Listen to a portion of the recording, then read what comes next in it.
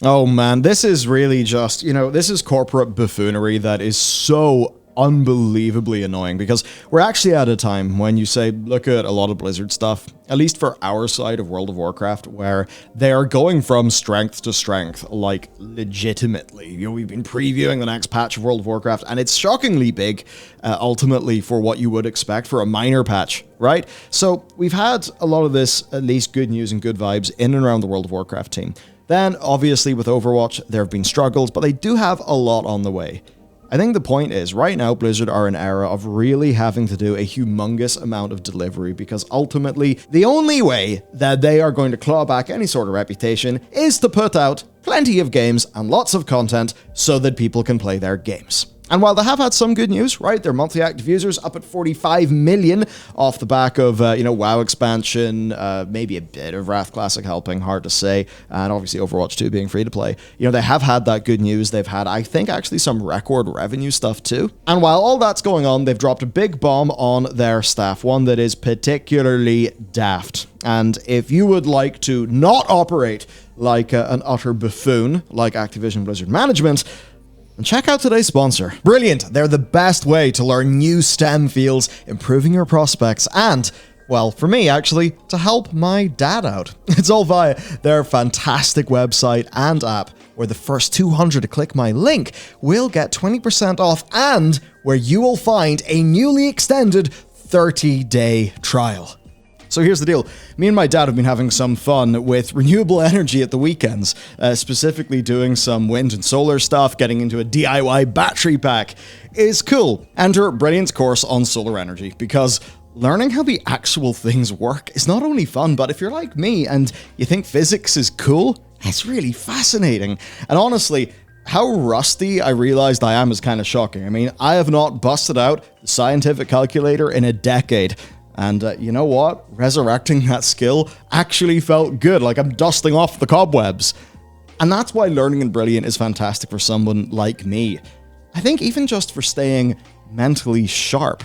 Because now that I've dusted off those cobwebs, I feel better. Of course, for general learning, Brilliant is vastly superior to how I was taught things back in the day. They do a simply incredible job of explaining difficult subjects, genuinely helping you to grow your mind, and having that learning actually crystallize and click by engaging in what really is the superpower of our species. We're naturally curious. So as long as it's not made super boring, we'll have fun, and that is what Brilliant does. Straight up, STEM skills enrich your brain that give you more powerful cognitive arms to deploy in your day-to-day life, so stop sponging in facts and learn by doing. Brilliant.org/Bellular News, where the first 200 to click will get 20% off their annual subscription. And now that we've all learned how to not be big silly people, let's talk about Blizzard being really, really stupid. Okay, so here is the situation. Blizzard are planning to end full remote work, okay? But the thing that we really need to talk about here, it's the strength of agility, it's the strength of flexibility, and ultimately how you can attract the best people on Earth to work on your shit. Because if you want really good content, what you don't want is almost like the World War I approach of just throwing bodies at the problem, Call of Duty. You don't want to do that. What you want to do is you want to have super efficient teams full of highly effective people. And the only way that you can achieve that is to be a bloody brilliant place to work, where you can attract worldwide top talent via working conditions and pay. And this is where we've got to go to Blizzard. Not only is this an issue right now, but a lot of people saw this coming in the horizon, and it has played a role in the decisions of many senior staff to leave the company. And obviously the story comes hot off the heels of Brian Birmingham, a much loved, very well respected outside to the public, and also very well respected by his team. He decided to, well, it was one of those things, he was going to quit, and then he found out he was fired anyway, because he refused to implement the stack ranking system. We'll talk about that in a little bit.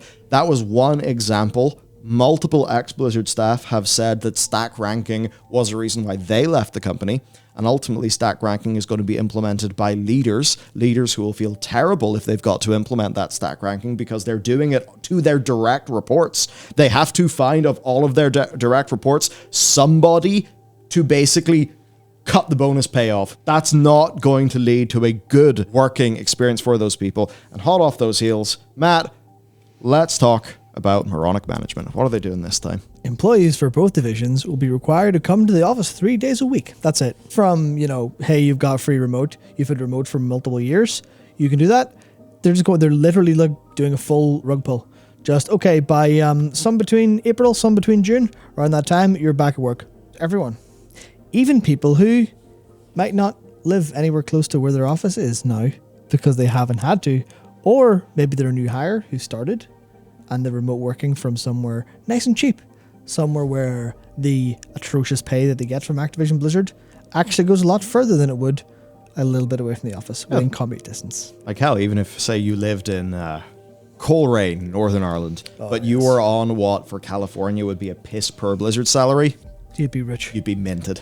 You'd be like earning more than most people in the town, if not substantially more. It would be crazy. So it's like if either me or Matt could like remote work basically in our hometowns, but have a shit California salary, it would be happy days. Mm-hmm. So Blizzard is on an upturn where Warcraft has got content coming out at an alarming rate. Overwatch 2 seasons, they have issues, but they are actually coming at the promised rate. Mm-hmm. In a while, we'll talk about some other live services that are struggling, and one of the things that they've struggled with is not enough content. Even Call of Duty been struggling with this, but Overwatch 2 actually has had those seasons come out, right? Diablo 4, of course, on the horizon. But ultimately, this has happened with Blizzard, and their staff are very furious. So for the person who kind of primarily broke this story, I'm just going to summarize some of the feelings. And remember, this is the feelings of those staff, and whether you agree with them or not, they will play a role in how Blizzard is perceived within the games industry and their ability to hire.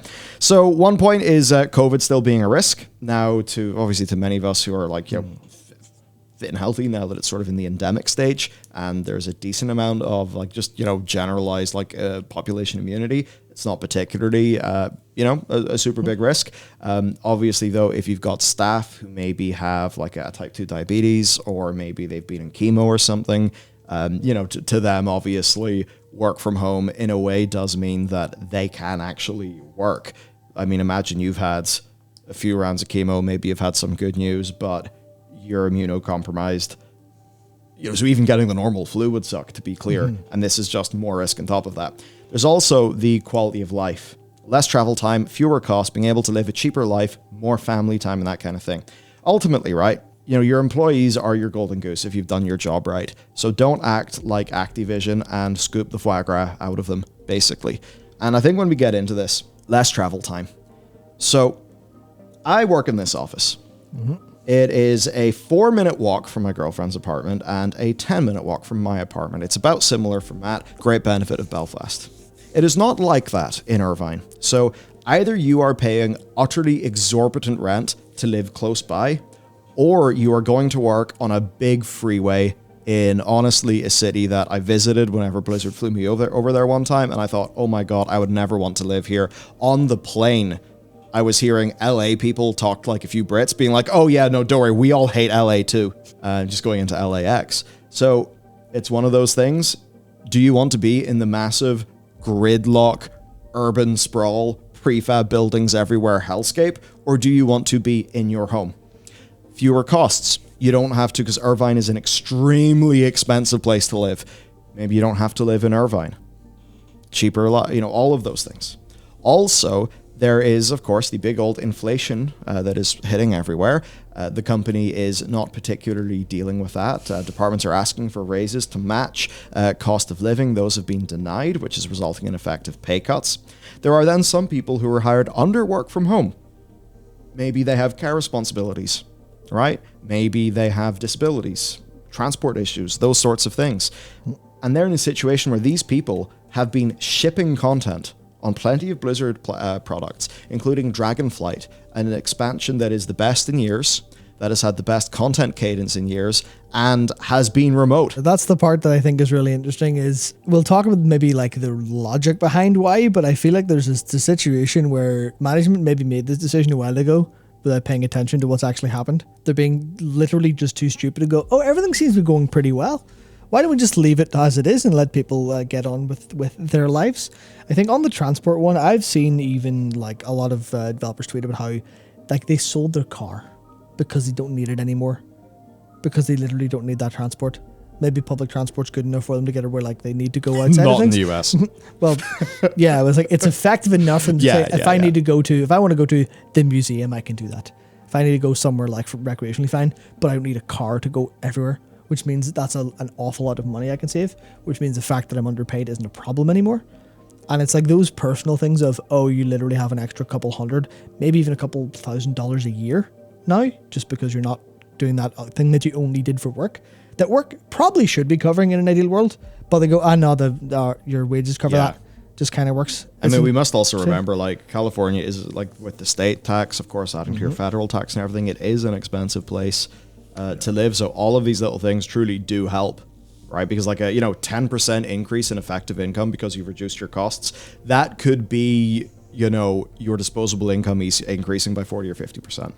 That is the bit that has a big impact on people's quality of lives.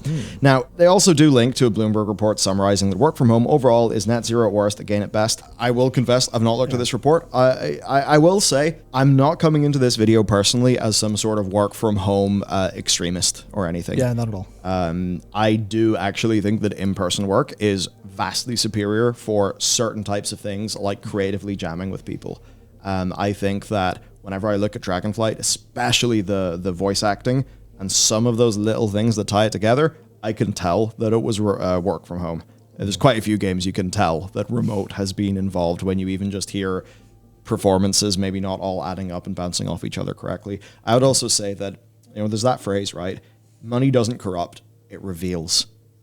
Maybe it is a bit corrupting, but the idea there is somebody could be reasonable, but you never know what's really going on inside their head. And if they land in a bunch of money, maybe bits of them will come out that you didn't know existed. And I think that work from home is like that. Work from home reveals the processes of your company.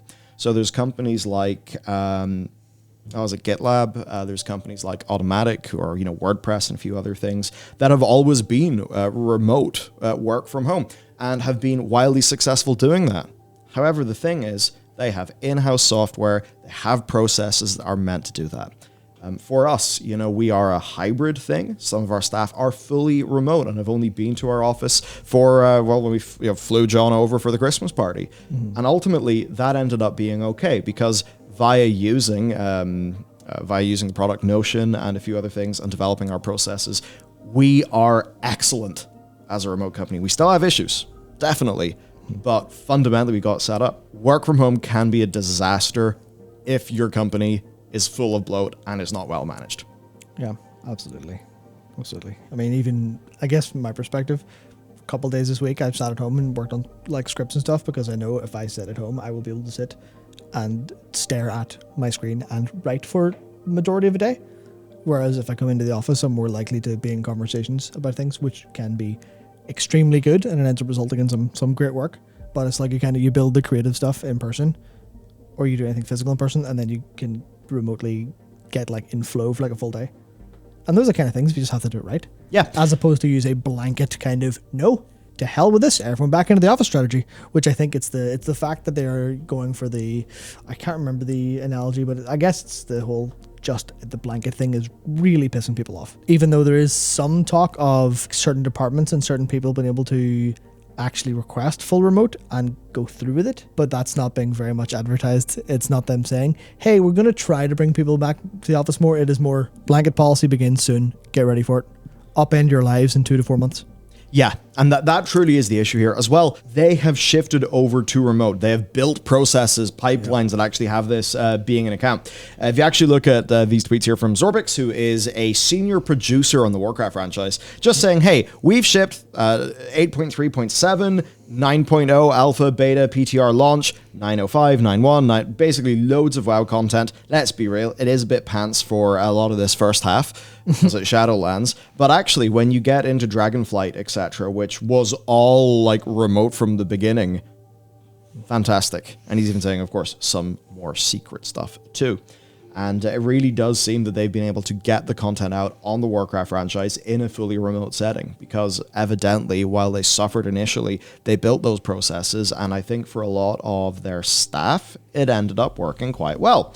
Of course, for QA, they're having some fun things, like in some departments, people have been able to renegotiate a work from home affordance. QA, as always, they're not treated as well. And from the perspective of us who are shipping a game in like a week, we have internal full-time QA. QA absolutely is game development. QA, it supercharges your core developers by giving them so much information, context, and help. It is absolutely essential to the process, and it's ridiculous that our industry still treats QA like second-class citizens. But ultimately, the thing is here, whether you personally agree or disagree with this, what we do know is that within the games industry, it is a popular thing that other companies are doing. And that means that if Blizzard and Activision, of course, are not offering that and are also offering inferior pay, then people will go to other companies. That will lead to brain drain, and that will make it harder for Blizzard to actually get good staff in. Ultimately, I think you need to take have a think about evolutionary biology when you're thinking about these company things and thinking, hang on, with these parameters that I've set up, what am I selecting for? What traits am I selecting for in the people who will send an application in? Because you don't see the people who didn't apply in the first place. So you might think, oh, this person's best of a mediocre batch of developers that have applied for this role. Well, actually, it's because none of the brilliant developers even applied in the first place, because they were put off. In here, I have said Bungie and more trying to poach. Poach is maybe a little bit unfair, because that's good negative connotations. But I saw at least a couple of people from Bungie, and I know there was one was like a team lead saying, oh, I'm looking for this for my team. If you want to come apply. And that's like VFX and stuff like that kind of team. But it is just them going, hey, you would rather work for us because we have remote? Well, come on ahead. And then you think, like you said, about selecting. And maybe if, say, Bungie get all of these applications in from all developers going, yeah, I'd love to move to Bungie, to hell with this, there's no point, I'm not going to do the office, to hell with that.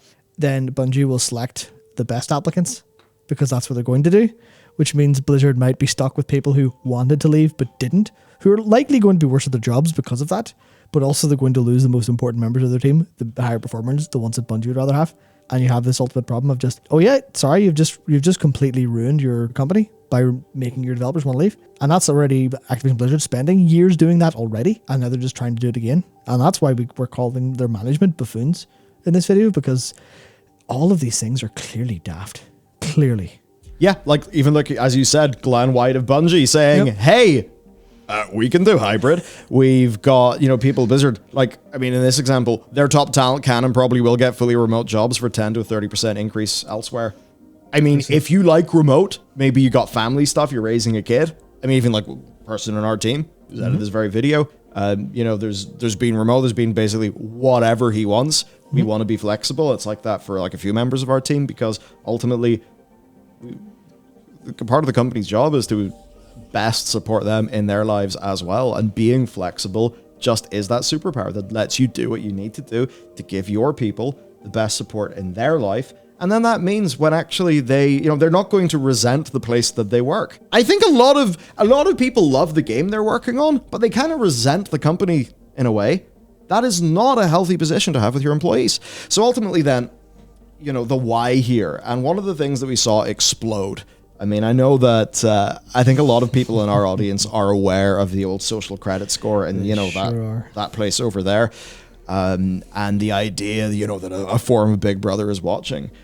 One of the tech sectors that kind of boomed a little bit whenever COVID struck was employee monitoring software. And some of this employees monitoring software, I know some of you guys watching, you're maybe in a corporate job where you've actually brushed up against this, I'm sorry, that seems awful that you had to deal with that.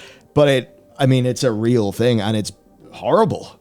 Yeah, it's so dehumanizing. And ultimately what it is, it's if your reflex is to be controlling and to focus on presence and to do those things instead of focus on outcome, again, what are you selecting for? You're not selecting for high performers. And you're actually signaling to your employees that as an employer, you don't respect them and you don't trust them. No one's going to do their best work in this environment. Yeah, I think everyone understands that from, I guess, a pretty obvious perspective, like a natural perspective. You don't want to be controlled. You don't want to be coerced. But you look at today's leading psychological or behavioral psychology kind of markers and research, and it is all pointing towards that people who have freedom, people who do things that they want to do, are like way more motivated to do it. And obviously you kind of go, well, that doesn't explain, people getting motivated by money and stuff. But in terms of if you want the creative product to be the best it is, if you want people who are operating, not just in terms of, high efficiency, they can do so much per hour. If you're working in a game, games are art. No one watching this will disagree. Games are art. There's creativity involved. I mean, there's creativity involved in a lot of things. But in games, you're playing a game and you go, well, I don't really like that. Or how that turned out, that I don't really vibe with that. But then you play a game and you go, oh, that's it. That's everything. That's perfect. And that's the kind of stuff that's made by people who are obviously working in games has, there's issues for people, but people who really give themselves to a game, you can feel that, you can sense it. It's why it's why indies end up being so creative and so interesting, is because people are doing it because they want to. And that's the energy the developers and basically most companies should be going for. I know a lot of companies have started to look at this psychological model and accidentally stumbled upon it in some things they're doing previously. Where it's hey, do Google's 20% rule of, hey, do something like you want to do. It has to help Google. It can't just be do whatever you want. But it's develop your own project, develop your own little thing. And that's been where some of their greatest gains have come from. And it's those ideas that bad managers aren't aware of. Yeah. And bad managers are using, literally, there's, I can't remember the name of the book. Was it Drive by Daniel Pink? It went into a bunch of different, what they call motivational operating systems to draw the line and going, yeah, business was built on the idea that if you give someone money, they'll do the job. That's not true. It's bullshit. That's not true. Do you know what it makes me think of? Because sometimes these things, maybe they feel all, wishy-washy and stuff. And maybe I'm going to, take a more alpha, high testosterone on this. But here's the deal, right? What do you want? Do you want World War I, where you have a bunch of people highly present in a trench and you're just completely, do you want that? Or do you want SEAL Team 6? At the end of the day, you want highly effective, lean, small squads of people. And that's where I start to think about, there's a book, Shape Up, by the people over at Basecamp. Also, Hey, the email service. Shape Up is a great book about refactoring your product cycles. I actually saw a lot of stuff come out. It was about Google and how because of the so many layers of management, process review, blah, blah, blah, people can spend 2 or 3 years at Google and basically ship nothing because they've just been stuck in a treadmill. And one of the top comments to that, it was somebody whose grandfather worked in a USSR factory, right? And it was making tractor parts. But there was actually times where, because of the way that things were operating, they actually had just had 3 sets of tractor parts, and they would go around the factory being assembled, disassembled, and reassembled because of all of the absolutely crazy stuff that the laughable economic setup that they had ended up producing, and ultimately. They talk about, we look forward to enhanced collaboration, in-person collaboration, and teamwork. So here's the thing. I agree. I think that is best in person. But this is what I tweeted yesterday. You can ask someone to head into work without mandating that they do so in a way that uproots their life. I mean, hell, as an employer, that person's shitting in their own bathroom. Yep. You don't need to clean it, Mr. Employer. You're saving money by them being at home. And even if that means you organize a company car to pick them up, or maybe if it is some, maybe quarterly big jam meeting, you fly somebody in. Doesn't cost much to fly someone in. No, compared to what you're going to be paying for upkeep of your offices. And I think that's where I think it's interesting. I have a very, very bad opinion of most middle management. Yes. Not any specifics. I don't actually know many people who are middle management, but just as a class, I just sort of feel it's a wee bit maybe not the best thing to exist. Maybe there's ways around it. I think it's the end of the second radio play for The Hitchhiker's Guide to the Galaxy, where Arthur and Ford end up in this Ark ship, but the Ark ship is just full of middle managers. Basically, those jobs that like almost seem like fake jobs that are, that only really appear in a society that kind of loses the run of itself. So, they've got all these middle managers and telephone sanitizers. Of course, Douglas Adams' joke is that without telephone sanitizers being employed, their planet got wiped out because of a disease that like gestated in an unclean telephone. But the point being, like, you just feel like there's this like, sci-fi arc ship full of bloat that we don't need. Yeah, the whole failing upwards thing. But my point is, I think that they probably, and this is how I think they looked at the campus in Blizzard, they looked at the offices of Activision Blizzard and went, that's a lot of money. How do we justify that investment? How do we justify that expenditure? And someone just went, let's get everybody back in the office. And everyone else in that room went, yeah, that sounds good. Yeah, that immediately solves our problem of having an office that's empty. And it's a lot easier than, or theoretically it's a lot easier than selling it. And that'd look bad. Oh, selling up land? Oh, that would look awful. That would mean are we getting smaller as a business? Oh no, we wouldn't want that. And it's a lot of that like business peacocking, I think, that ends up being one of the I guess the deepest problems in how a business like this is run, where all the developers are like, hey, we're doing good work finally. We've had processes set in place. We've really optimized ourselves, and we're starting to I guess come back from all the failures you described to us. And then management goes, psych, get back in the office. And like, we just spent years gaining these skills, and now you're going to tell us not to use them anymore. But there is one final part of this that I think is a little bit conspiratorial, but I wouldn't be surprised. You want to get rid of employees? Because it's the start of the year, and everyone gets rid of all their employees at the start of the year, because apparently that's how it works. You want to get rid of all those Twitter employees you don't like?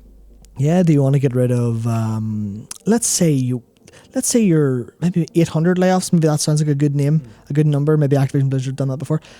But you don't want to lay off anyone, because then you have to pay all the redundancies. You have to pay unemployment benefits. You have to sort all that out. And then you also get bad news. Bad news where you're laying off companies, or not laying off companies, that'd be great. Laying off employees right whenever you're under the most scrutiny you've ever been under, because you're trying to get a merger with Microsoft. You wouldn't want to start laying off employees, because then they go, hang on, what's this all about? You also wouldn't want your stock price to tank before that, because you want to get a nice big golden parachute, Mr. Kotick. So what if you want to get rid of employees, but you don't want to fire them? You incentivize them in other ways. And it's a bit conspiratorial, but it could very well be the truth. Yeah. It could just be, we want to get rid of people, but whatever, just get rid of them whenever we can. Just make it their decision. It's all it is dumb. Like, rigid things break, flexible things bend. Yep, it's dumb. Everyone listen to Bruce Lee when he says be like water, which is not to say be formless, because that's not exactly the point. Yes, the point of water, when he says be formless, be shapeless like water, it's it can take whatever form it needs, not that it has no form. And I think a lot of corporate America is running off a playbook. It's very old. From the 60s, if not earlier. Yeah.